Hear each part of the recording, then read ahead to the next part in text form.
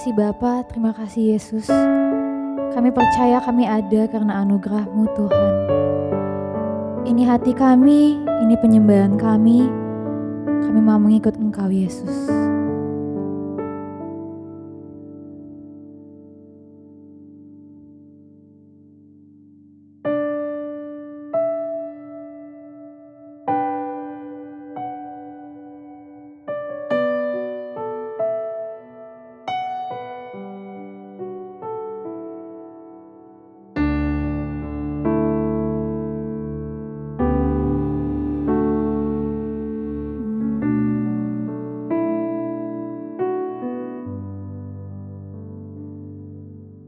Semua karena anugerah-Mu hari ini ada,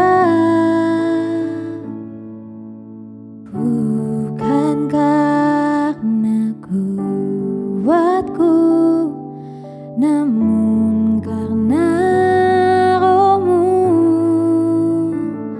Ku bawa hatiku, penyembahanku, ku semakin berkurang, Yesus semakin bertambah. Mengikut Yesus, itulah kesukaan hatiku.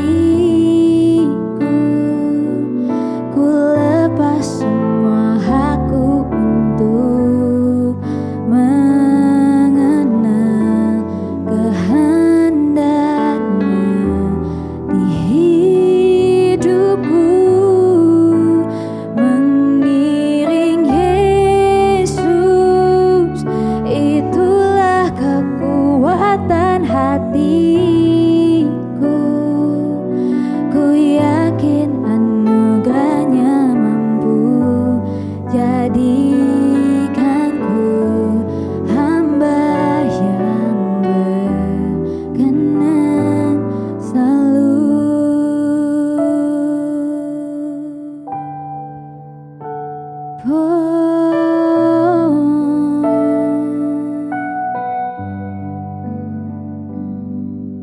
Semua karena anugerah-Mu hari ini ada, bukan karena kuatku, namun karena Roh-Mu. Ku bawa hatiku, penyembahanku, ku semakin berkurang, Yesus semakin bertambah. Mengikut Yesus, itulah kesukaan hatiku. Ku lepas semua hakku untuk mengenal kehendak-Nya di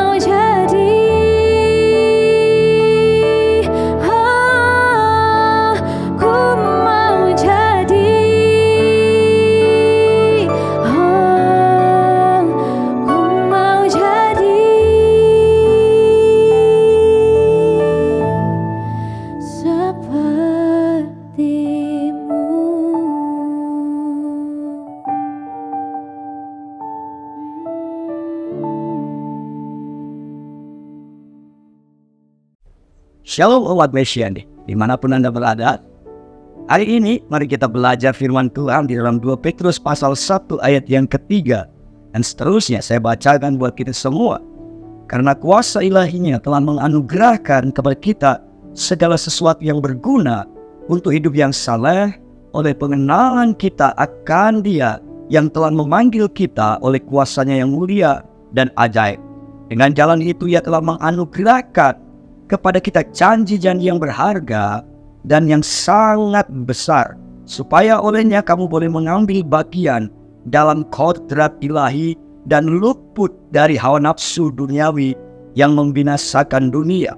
Ayat yang kelima, justru karena itu kamu harus dengan sungguh-sungguh berusaha untuk menambahkan kepada imanmu kebajikan, dan kepada kebajikan pengetahuan, dan kepada pengetahuan penguasaan diri, dan kepada penguasaan diri ketekunan, dan kepada ketekunan kesalehan, dan kepada kesalehan kasih akan saudara-saudara, dan kepada kasih akan saudara-saudara kasih akan semua orang.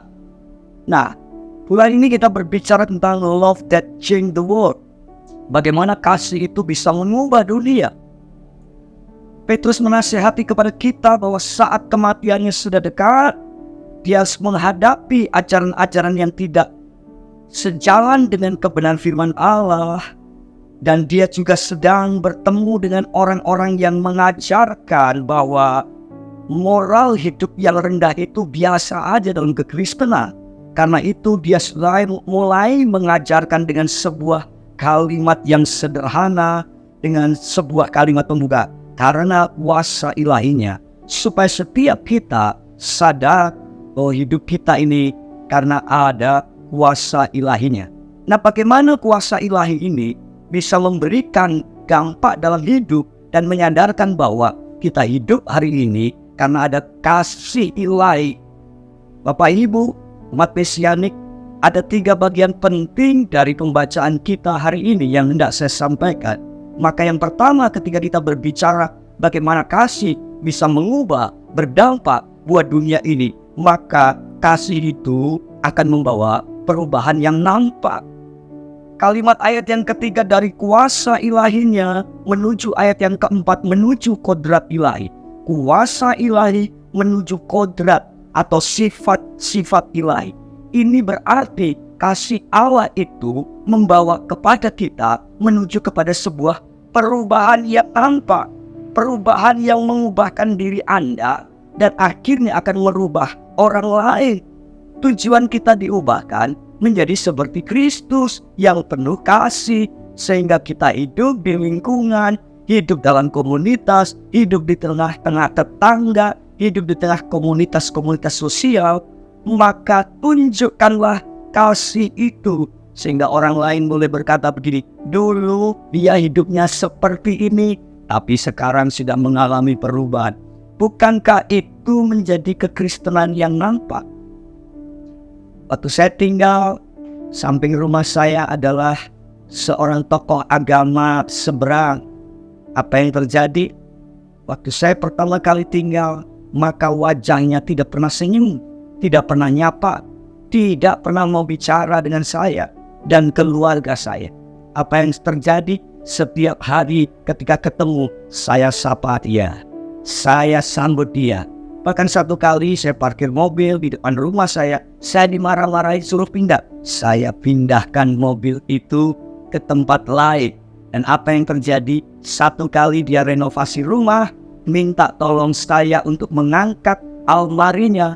Dan saya menunjukkan kasih itu. Dan melalui peristiwa itu apa yang terjadi? Hari ini kalau ketemu saya, bukan hanya sekedar nyapa, bukan hanya sekedar si hello, tapi satu kali waktu pertemuan RT, dia pengen saya dicalonkan jadi ketua RT. Nah, sederhana bukan? Dengan hal-hal yang sederhana mengasihi orang itu, rupanya sesuatu yang nampak itu ditangkap oleh orang lain. Kekristenan harusnya memang seperti itu. Maka Tuhan berkata, kamu adalah garam. Garam itu tidak nampak, tapi dirasakan. Tapi yang kedua, Tuhan, kamu adalah terang. Terang itu nampak, dilihat. Karena itu jadi kekristenan bukan hanya jadi garam, tapi jadi terang juga. Maka yang kedua, bukan hanya kasih itu membawa perubahan yang nampak, kasih itu membawa iman kita bergerak. Kalimat ayat yang kelima, bukti berubah apa? Justru dengan sungguh-sungguh berusaha menambahkan iman kepada kebajikan. Orang beriman harus punya kebajikan. Apa itu kebajikan? Kebaikan yang ikhlas. Dari kebaikan yang ikhlas ditambahkan kepada pengetahuan. Kenapa? Orang baik harus pintar supaya nggak banyak ditipu orang. Dari pengetahuan kepada penguasaan diri. Kenapa orang pintar harus menguasai diri? Supaya tidak sombong. Kenapa? Dari pengetahuan kepada penguasaan diri dan kepada penguasaan diri ketekunan. Orang yang menguasai diri tidak cukup sekali berhenti menguasai dirinya, harus terus menerus. Dari apa saudara? Ketekunan kepada apa? Kesalehan. Kesalehan itu artinya hidup yang semakin serupa dengan Kristus. Dari kesalehan baru kepada kasih akan saudara dan kasih akan orang-orang lainnya. Ini artinya iman kita ini bergerak. Kasih kita ini bukan hanya berdampak di lingkungan kecil, tapi mulai menyebar ke lingkungan-lingkungan yang besar. Inilah sebabnya ketika kita hidup dalam kasih mau mengubah dunia, maka saya percaya kasih itu harus bergerak. Levelnya harus naik. Karena kasih tanpa pembuktian yang nyata hanya omong kosong belaka. Banyak orang yang ngomong kasih begitu luar biasa. Pertanyaannya, apakah pembicaraannya, ucapannya itu sinkron dengan tindakannya? Saya percaya melalui komsel, komunitas kecil, komunitas kerajaan, kita mulai saling berbagi kasih. Bukan hanya nampak, tapi bergerak. Kasih membuat iman kita bergerak. Kita mulai tergerak mengasihi orang, membantu orang. Kita mulai berpikir bagaimana hidupku yang sudah diubahkan ini juga bisa membawa pengaruh yang baik kepada orang lain. Yang pertama, perubahan nampak. Yang kedua, iman yang bergerak. Maka yang terakhir, kasih membuat hidup kita tidak terkotak. Lihat baik-baik, hidup yang tidak terkotak itu hidup yang tidak egois. Saya bacakan 2 Petrus pasal 1 ayat yang ke-12. Dia berkata begini saudara, karena aku senantiasa bermaksud mengingatkan kamu akan semua itu, sekalipun kamu telah mengetahuinya dan telah teguh dalam kebenaran dan telah kamu terima. Ayat yang ke-11 saya naik, dengan demikian kepada kamu akan dikaruniakan hak penuh untuk memasuki kerajaan kekal, yaitu kerajaan Tuhan dan juru selamat kita, Yesus Kristus. Kehidupan kita adalah kehidupan yang tidak egois. Kita hidup bukan hanya untuk diri kita sendiri. Yang penting aku bahagia, yang penting aku senang, yang penting aku tercukupkan. No. Saya mengasuh beberapa anak di rumah generasi Magelang. Dari berbagai pulau di Indonesia ini ada beberapa anak yang saya asuh. Kami sekolahkan, kita makan bareng, tinggal bareng. Saya percaya itu bukti bahwa saya sudah dikasihi Tuhan. Maka saya bisa menerima keberadaan mereka dengan budaya, dengan gaya hidup, dengan kemampuan mereka yang berbeda-beda. Saya terima karena saya sadar bahwa kasih membawa hidup kita tidak terkotak. Kita bisa terima kelemahan orang lain seperti kita menerima kelebihan orang lain. Harus jadi berkat lewat nasihat bagi hidup.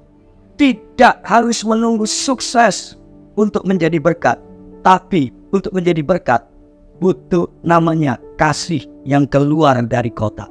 Saya percaya hidupmu bukan untuk Anda sendiri, tapi hidup Anda juga harus dibagi kepada orang lain. Jangan jadi Kristen yang egois, tapi jadilah Kristen yang punya kasih yang nyata sehingga orang lain bisa merasakan itu. 3 hal ini, perubahannya nampak, imannya bergerak, dan hidupnya tidak terkotak. Saya percaya umat Mesianik dimanapun Anda berada akan membawa perubahan yang nyata di dunia ini, tapi dimulai dari komunitas kecil.